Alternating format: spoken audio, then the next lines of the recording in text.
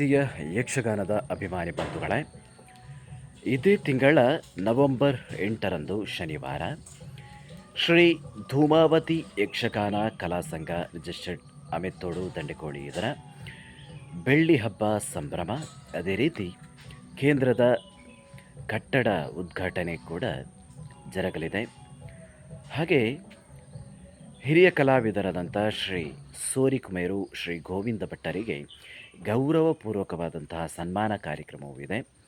ಹಾಗೆ ಶಾಲಾ ಮಕ್ಕಳಿಂದ ನೃತ್ಯ ವೈವಿಧ್ಯ, ಬಾಲಗೋಕುಲದ ವಿದ್ಯಾರ್ಥಿಗಳಿಂದ ವೈಭವದ ನೃತ್ಯ ಕಾರ್ಯಕ್ರಮ, ಹಾಗೆ ರಾತ್ರಿ 7ರಿಂದ ಅತಿಥಿ ಕಲಾವಿದರ ಕೂಡುವಿಕೆಯಿಂದ ಶ್ರೀ ದೇವಿ ಮಹಾತ್ಮೆ ಎಂಬ ಪುಣ್ಯ ಯಕ್ಷಗಾನ ಬಯಲಾಟ ಜರಗಲಿದೆ.